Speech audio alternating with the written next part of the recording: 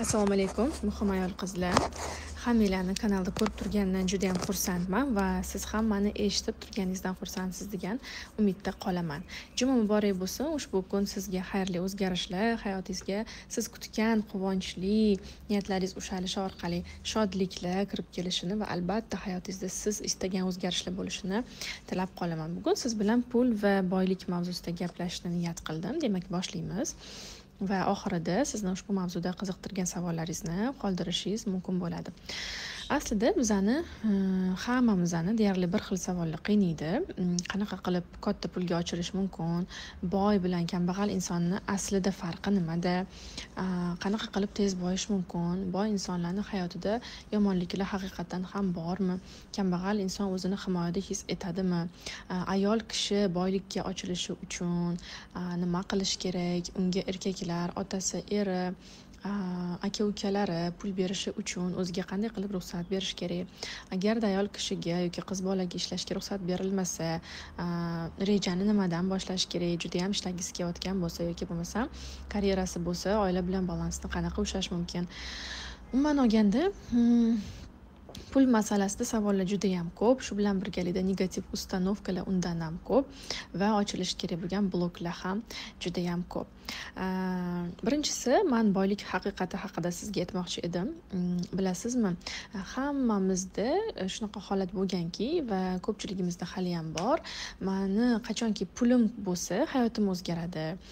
Yoki bo'lmasam, mana kimdir sayohatga ketibdi-da, puli bo'lgandan keyin boradi-da, yoki bo'lmasam kimdir chiroyli to'y qilibdi-da, puli bo'lgandan keyin qiladi-da, yoki kimnidir eri sovg'a beribdi-da, puli bo'lgandan keyin beradi-da. Ya'ni hamma narsani pulga bog'lash yoki hattoki pul bilan bog'liq bo'lmagan narsalarni ham, masalan, bir ayol juda ham o'ziga qarab, chiroyli bo'lib yursa yoki o'ziga vaqt ajratsa, vaqtida uxlab, sport bilan shug'ullansa ham, da, конечно, boy bo'lgandan keyin unga puli berishganda yoki masalan o'zini daromadi bo'lgandan keyin qiladi-da degan, ya'ni oddiy turmush tarzidagi narsalarni ham biz pulga bog'laymiz va haqiqatdan ham mana shu narsaga ishonishni tanlaymizki, faqat pul bo'lgandagina keyin imkoniyat kelar ekan, pul bo'lgandagina hayot yaxshilanar ekan. Birinchi pul keladi, keyin o'zgarish keladi deb o'ylaymiz va shunaqa tariqada oylarimiz, yillarimiz o'tib ketadi, hech qanaqa o'zgarish bo'lmaydi. Kimdir esa asl negizini tushunadi va aslida o'zgarish o'zimdan boshlanishini va qachonki o'zimni tushunchalarimni pulga nisbatan, boylik va yo'qchilikka nisbatan o'zimni qarashimni va reaksiyalarimni o'zgartirganimda, meni moliyaviy holatimda o'zgarishlar bo'lishini anglab yetaman. Demak, boylik haqiqati aslida boy inson bilan kambag'al insonni faqatgina bitta narsa farqlaydi, bu mishleniya, ya'ni fikrlash, bu tushuncha. Instagramda ham ko'p mana shu reelslarni, foydali kontentlarni orasida juda ham ko'p chiqadi, agar e'tibor bergan bo'lsangiz. Qachonki men o'zimni boy hisoblasam, boy bo'laman. Agar qachonki men o'zimni kambag'al hisoblasam, kambag'al bo'laman. Va buni ahamiyati yo'q. Men samolyotdamanmi, oddiy mashinadaman, velosipeddamanmi, umuman hech narsam yo'qmi, uyim bormi, yo'qmi, pulim bormi, yo'qmi, ovqatim bormi, kiyimim bormi, yo'qmi, brend kiyimdamanmi, umuman eski tuski kiyimdamanmi, oilam qanaqa, kelib chiqishim qanaqa, erimni topar tutari qanaqa, hech qaysini ahamiyati yo'q, hurmatli ayol qizlar va opa-singillar. Asosiysi, men agar mana shu holatimda, mana shu hozirgi nuqtamda, mana shu meni hozir audioyimni eshitayotgan sharoitingizda siz agar boylikni topa olsangiz, siz agar barokatni, izobiliyani, to'kin sochinlikni topa olsangiz, ana shu joydan fokus vнимания sizni hayotingizga haqiqiy materialniy blagolarni, ya'ni moliyaviy xayrlarni, barokatni chaqirib kelishni boshlaydi. Lekin e'tibor berganmisiz, shunaqa insonlar bor. Judayam nima deydi, balandparvoz hayotda yashaydi, zo'r mashinalar haydaydi, oilasi toparmon tutarmon, ishi ham yaxshi, daromadi ham yaxshi, sayohatlarga ham boradi, zo'r nima deydi, hovlilarda yashaydi. Lekin gaplashsangiz, skupost bor, ya'ni o'sha baxillik, yo'qotishdan qo'rquv, qizg'anchiqlik yoki bo'lmasam o'zini hali ham boy hisoblamaslik bor. Mana shu joyda men sizga aniq aytardimki, u real dunyoda qanchalik boylikka ega bo'lmasin, u ongida chuqur kambag'allikda. Ya'ni u o'zini umuman ko'ringanidek his qilmaydi, o'zini kambag'al his etadi. Demak, boylik va kambag'allik birinchi o'rinda tushuncha va holatdan boshlanishini hozir men nima deydi, tushunishingizni xohlardim. Birinchi o'rinda shu haqiqatni tan olmasdan, shu haqiqatni qabul qilmasdan va shu haqida o'ylab ko'rmasdan biz hech qanaqasiga, daromadga ham, boylikka ham, karyeraga ham, o'zimizga ruxsat berishga ham hech narsaga ochila olmaymiz. Chunki biz faqat dunyoni ayblashda, pretenziya qilishda, menga berishmayapti, menga ruxsat yo'q, menda imkon yo'q, menda tanish yo'q, menda obrazovaniya yo'q kabi bahonalar bilan, ayblovlar bilan o'tiraveramiz. Qachonki yo'q, to'xta, o'zgarish demak meni o'zimdan boshlanar ekan, tushunchamdan boshlaylik. Hozir hech bo'lmasa faqat miyamni o'zgartira olaman, shu narsadan boshlaydigan nuqtada sizda o'zgarishlar sodir bo'lishni boshlaydi.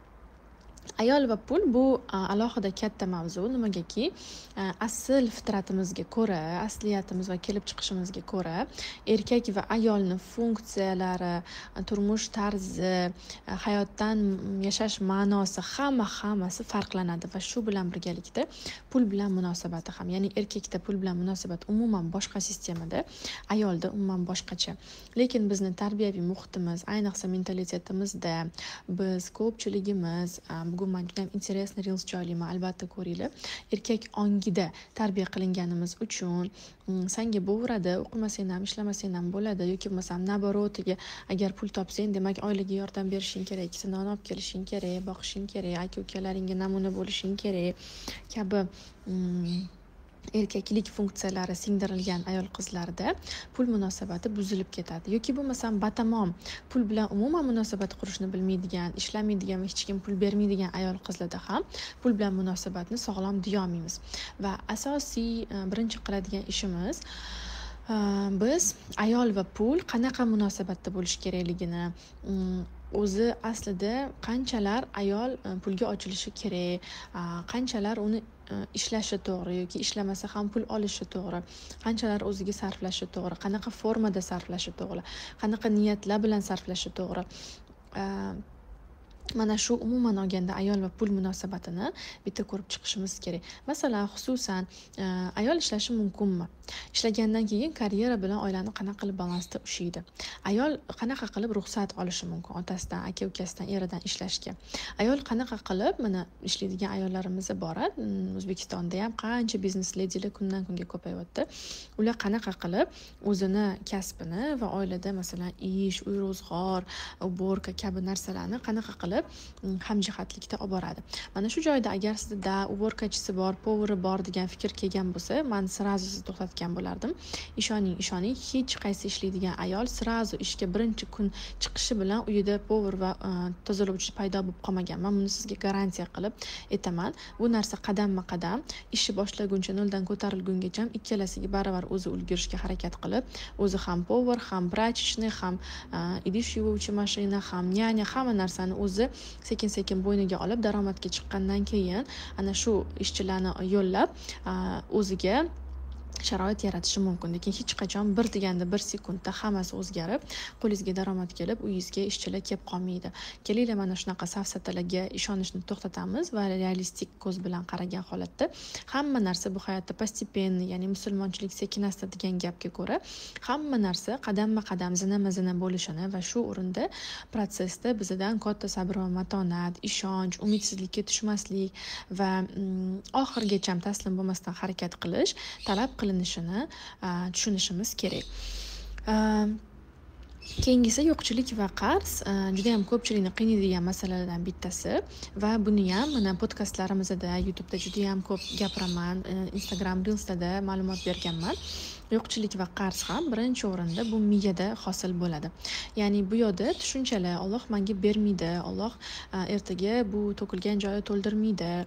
Mana shunaqa narsalarga ishonish yoki bo'lmasam qarzni qarz bilan yopib, hamisha qarzda yashash, insonlarni fikriga tobe bo'lgan holatda odamlarni ko'zida kambag'al, biron narsani eplolmagan, kreditini yoki biron narsani to'lamagan bo'lib ko'rinishdan qo'rqqan holatda qarz olib kredit olib yana uni ustiga ustak yopib yurish va mana shunga o'xshash man hozir 2-3 ta sababini sanadim.